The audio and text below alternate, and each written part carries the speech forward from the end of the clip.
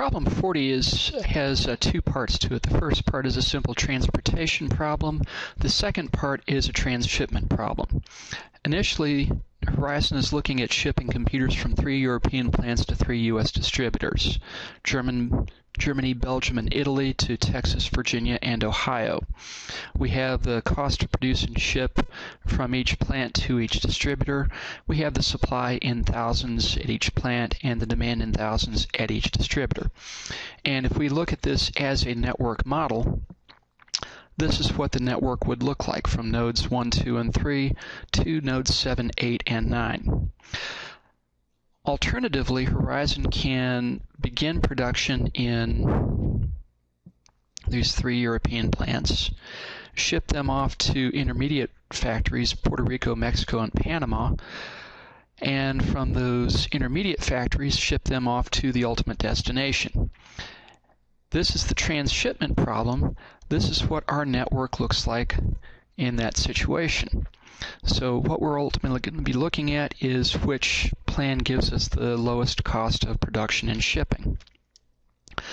Before we get started, let's take a look at the total supply in the network.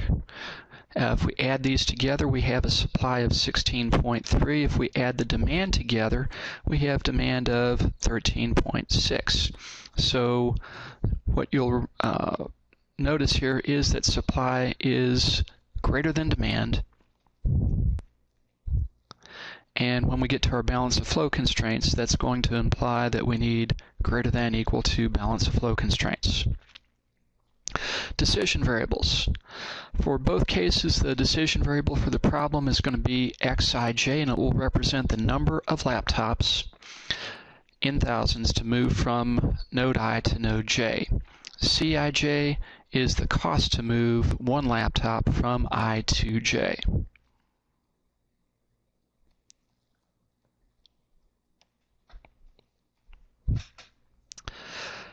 Our objective function. Both problems, the objective function is going to be the same.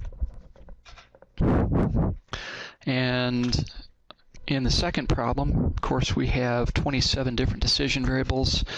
The objective function is going to get to be very long. We'll write it out shorthand first. We're going to minimize cost. And we're going to run a double sum over I and j, all combinations of I and j. Cij, the cost to ship from I to j, times the number that we're shipping from I to j. Written out longhand, for the transshipment problem, the second part would simply be 1400 x14 plus 1200 x15 plus 1100 x16, and on down. We just took these three coefficients on down through 1200 x69 using that coefficient.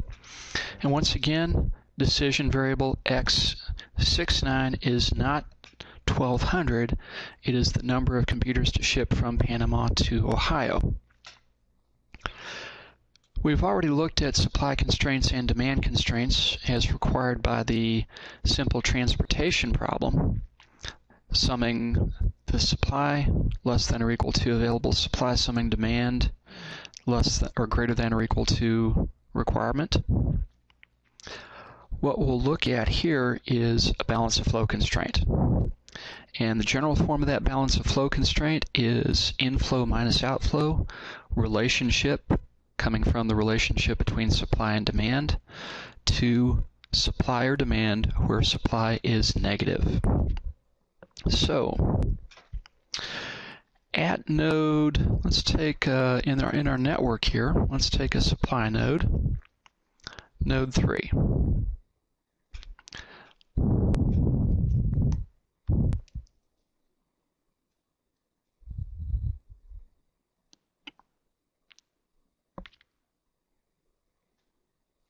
In our supply network, let's take one of our supply nodes, node 1. Balance of flow constraint at node 1. We have supply at node 1, 5.5, by the way.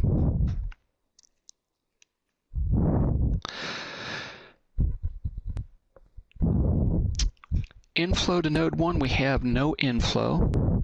Outflow, x14 plus x15, x16. Those are all three outflows, so they're going to be negative. Supply greater than demand, so greater than equal to. And supply at node 1 is 5.5. Supply is negative. The next one we'll pick is transshipment point 5, which is Mexico. For node 5, x15 is an inflow, x25 is an inflow, x35 is an inflow, x57 is an outflow, x58 is an outflow, x59 is an outflow, greater than or equal to 0 because supply or demand at a transshipment point is 0. We don't want anything left over. We don't start with anything. We'll pick node 9 as our destination node to model. The demand at node 9 is 7.8. Inflow to node 9 is x49 plus x59 plus x69. There is no outflow. Greater than or equal to, again because total supply is greater than total demand. 7.8. Supply is negative, demand is positive. Our other decision variable for the problem, xij, greater than or equal to 0, non-negativity. Now, to solve the problem, the first problem is simply a transportation problem. These are the cost of transportation. These are the decision variables to transport. Do a little bit of coding here, color coding. Left-hand side, I shade those in gray. My total cost. Sum product of the decision variables and the cost.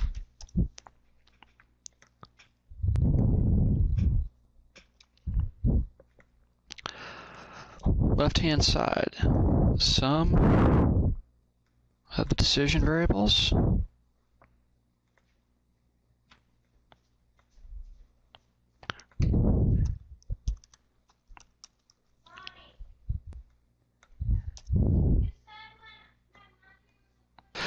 Now to bring this into Solver,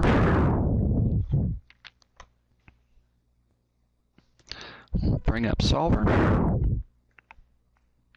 Our target cell is our total cost. We're going to minimize that by changing cells. Subject to supply. How many we use has to be less than or equal to the available supply. How many we ship has to meet or exceed demand. Options, linear, non-negative.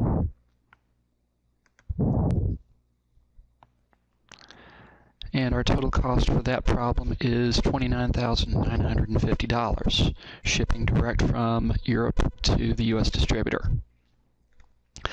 In the second case, with the transshipment problem, we have 27 decision variables, and each decision variable has a cost. We're identifying the decision variables by the from and the to. So this first node, this first decision variable is from Germany to Puerto Rico at a cost of $1,400 per computer. To get our objective function, taking the sum product of our decision variables and our cost.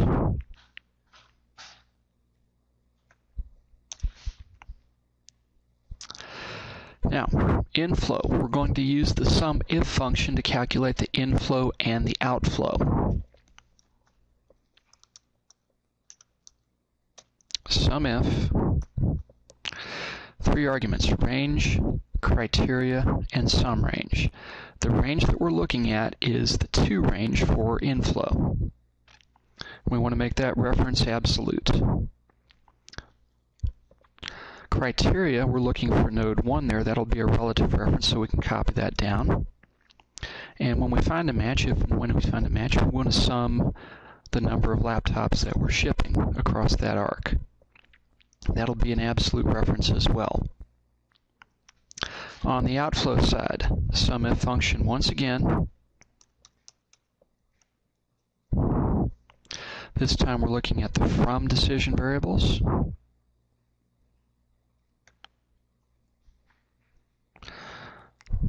Absolute reference there. The node that we're looking at, node 1 at this point.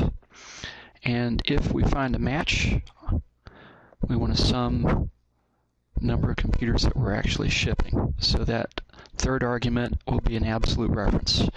Once again, with the SUMIF function, the first and third argument are absolute.